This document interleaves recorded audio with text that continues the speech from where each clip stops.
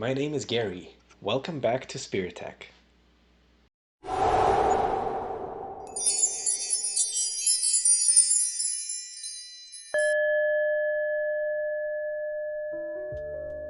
When a tree falls in the forest, does it make a sound if there's no one there to hear it? Our first impulse is to say, yes, of course it does. You can clearly imagine the sound it would make. You have repeatedly seen falling trees or something similar enough times to make that conclusion. But in reality, you cannot say that with 100% certainty. The best you can do is say that you strongly believe it would make a sound, based on your previous experience. And yet, do you really know that?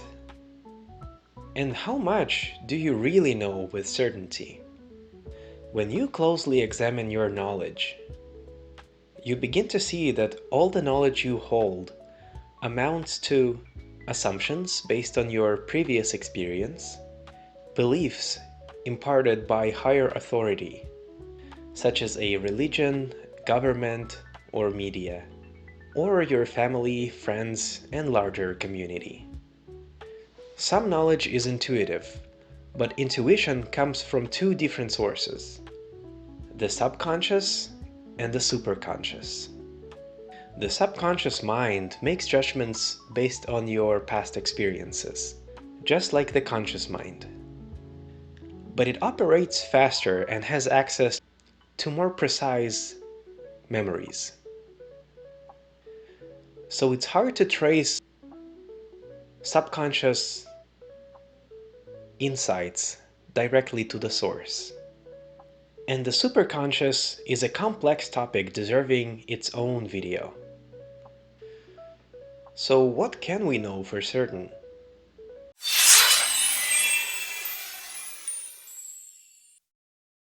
You can say something like, I am a brain or a spirit inside a body, living on a planet, and experiencing itself and the solid physical world around me.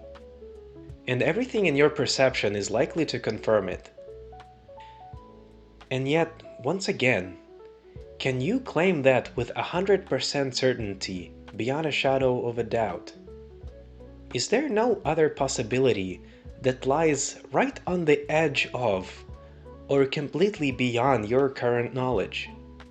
According to modern physics, solid objects are full of empty space. Even the particles that everything is made of are most likely just energy vibrating at different frequencies. And as our science and equipment develop, even that understanding might change. Even our memories and perceptions can be created, uploaded, and simulated like software, like in the plot of the video game Soma, or the movie Replicas with Keanu Reeves. So, what is there to believe in? If nothing can be proven real, where does it leave us? Let's put aside your strongest beliefs about the nature of reality for just a moment and honestly ask yourself that question. And after peeling the layers of your beliefs one by one, the only thing that remains certain is that you are having an experience of this moment, here and now.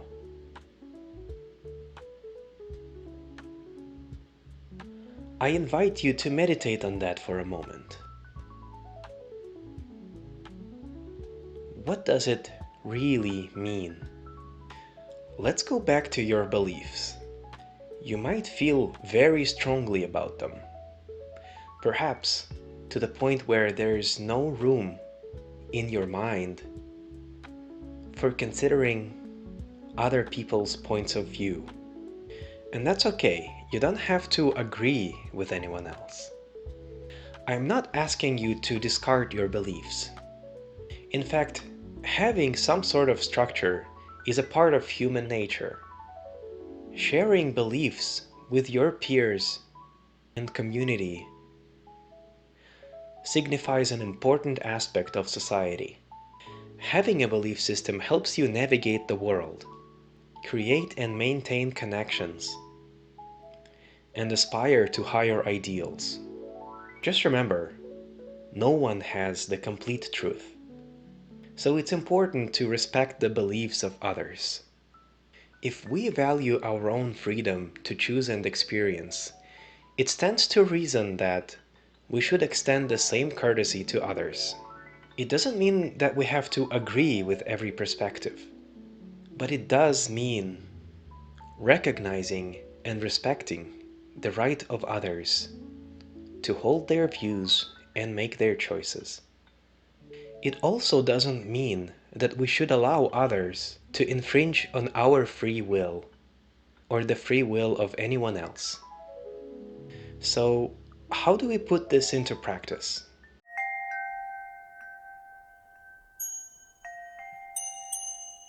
The Law of One introduces a fundamental framework for human interactions. If you really think about it, there are only two modalities: taking and keeping, or giving and receiving. And of course, it is within your free will to choose your preferred modality.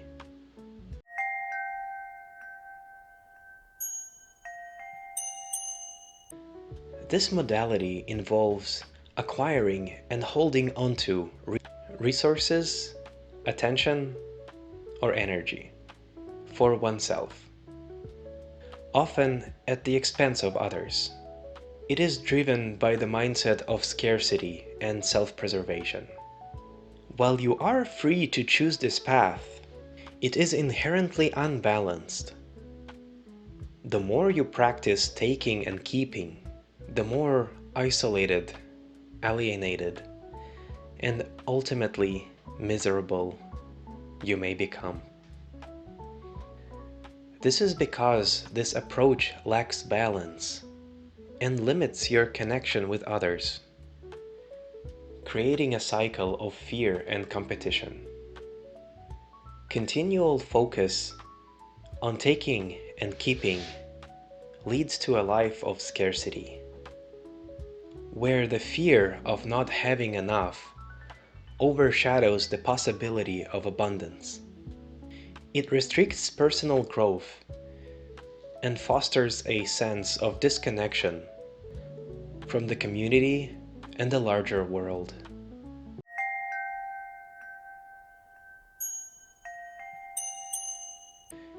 This modality involves a balanced exchange of resources, attention, and energy.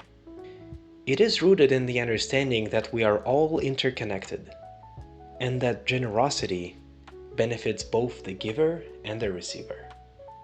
Practicing giving and receiving nurtures both you and others.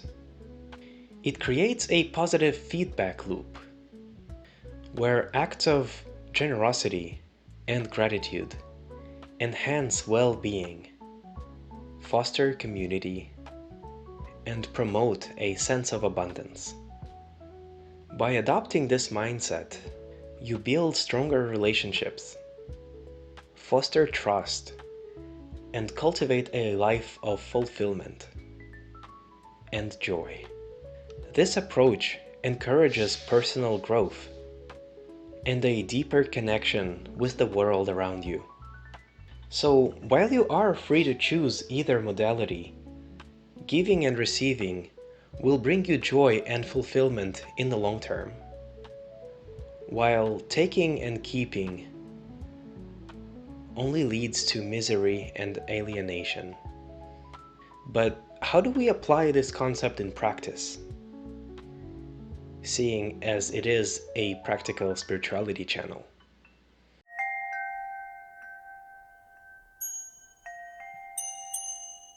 Gratitude is the practice of recognizing and appreciating the positive aspects of our lives.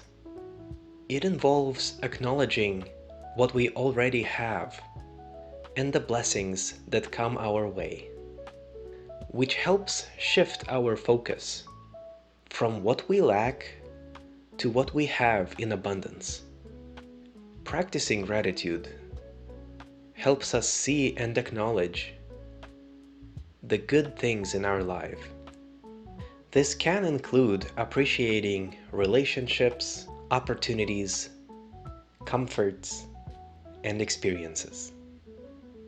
By focusing on what we have, gratitude helps us combat the scarcity mindset, which can often block us from recognizing and fully receiving the good things that come our way, and miss perfect opportunities because we're too focused on what we're lacking.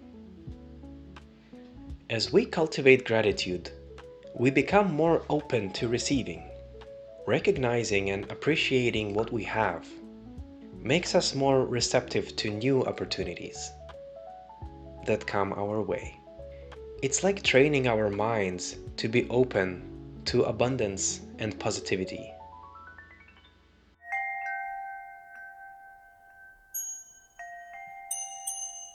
Generosity involves giving freely and willingly, without expecting anything in return.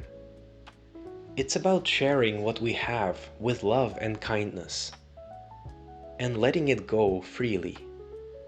This practice helps create a positive cycle of giving and receiving, benefiting both the giver and the receiver. Generosity isn't just about material gifts like money or possessions. It's about giving your time, energy, support, and kindness.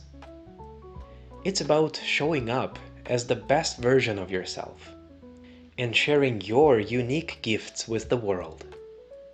True generosity means giving without strings attached. When we give freely, we create a sense of abundance and trust, both in ourselves and in those around us. This act of letting go also helps us detach from material possessions and ego-driven attachments. By embracing generosity, you can transform your environment, whether in your professional life, personal relationships, or community. Giving your best and enjoying the process, rather than chasing external rewards and approval, creates a profound positive impact. It encourages others to do the same, fostering a more supportive and connected reality. Gratitude and generosity are interconnected. Practicing gratitude makes you more aware of the abundance in your life, which in turn makes you more willing to give. As you give generously, you reinforce your sense of abundance and continue to cultivate gratitude. This balanced approach helps you live more mindfully and compassionately. It creates a harmonious cycle where everyone benefits, fostering a sense of community, safety, and well-being, regardless of your differences. By cultivating gratitude and practicing generosity, you enhance your own life and contribute positively to the lives of others. And now, before we wrap up, I want to remind you about my journaling tool, my first journal that I created for your benefit. It contains a 30-day journaling journey template that, among other things, incorporates a daily gratitude practice. It's a great way to start integrating these principles into your life today. And as always, if you enjoyed this video, please give it a like, subscribe to my channel, and share it with your friends and loved ones. check the description for the links to my website, social media, and my Etsy store. Thank you so much for supporting my work, and I will see you in the next video.